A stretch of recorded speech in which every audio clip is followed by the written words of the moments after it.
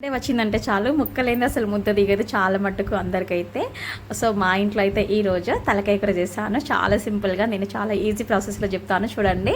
ఎక్కువ మసాలా ఏం అవసరం లేదు. ఫస్ట్ అయితే ఇక్కడ కడాయి అయితే పెట్టుకొని కొన్ని పుట్నాలు, కొన్ని ధనియాలు, కొంచెం షాజీరా, లవంగా వేసి కొంచెం ఫ్రై చేసుకొని మిక్సర్ జార్లో వేయించిన ఐటమ్స్ వేసి కొంచెం వెల్లుల్లి వేసి మెత్తగా అయితే మిక్సీ పట్టుకొని పక్కనైతే పెట్టుకోవాలి. తర్వాత అదే మిక్సర్ జార్లో కొన్ని ఆనియన్స్ వేసి మిక్సీ పట్టుకొని అయితే పక్కనైతే పెట్టుకోవాలండి. తర్వాత ఇక్కడ తలకాయ కూర కనుక కొంచెం టైం పడుతుంది కాబట్టి ఇక్కడ నేను కుక్కర్ అయితే యూజ్ చేస్తున్నాను. కుక్కర్లో వేస్తున్నాను.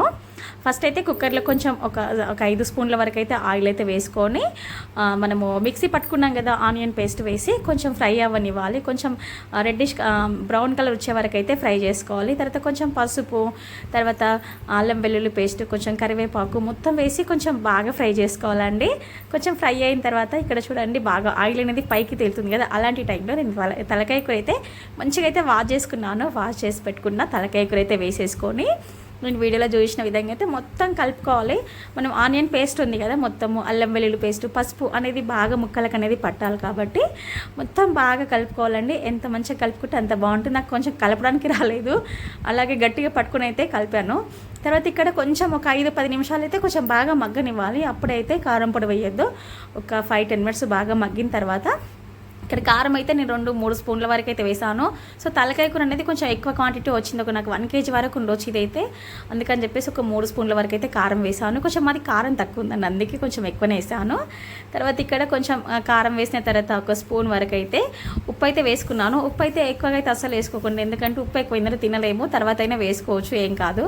సో ఉప్పు వేసుకున్న తర్వాత కారం అంతా వేసిన తర్వాత ఒక 5 నిమిషాలు అయితే కుక్ చేసుకొని తగినంత వాటర్ అయితే వేసుకొని కొంచెం బాగా ఉడకబెట్టుకోవాలి.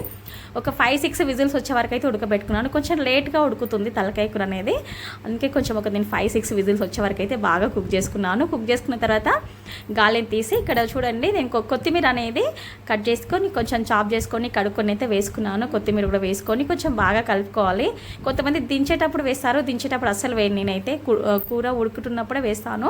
తర్వాత ఇక్కడ పౌడర్ అయితే నేను ముందుగానే ప్రిపేర్ చేసి పెట్టుకున్నాను కదా, ఆ పౌడర్ అయితే మసాలా పౌడర్ అయితే వేసేసుకొని మరొక 5-10 నిమిషాలు కుక్ చేసుకుంటే సరిపోతుంది. ఇక్కడ ధనియాల పౌడరు లేదంటే ధనియాల పౌడర్ వేసుకోవచ్చు. తర్వాత గరం మసాలా, మటన్ మసాలా ఏదైనా సరే వాడుకోవచ్చు. నా దగ్గర ధనియాల పౌడర్ కొంచెం అంతా మటన్ మసాలా ఉంటే వేసాను, గరం మసాలా అయితే ఏం వేయలేదు.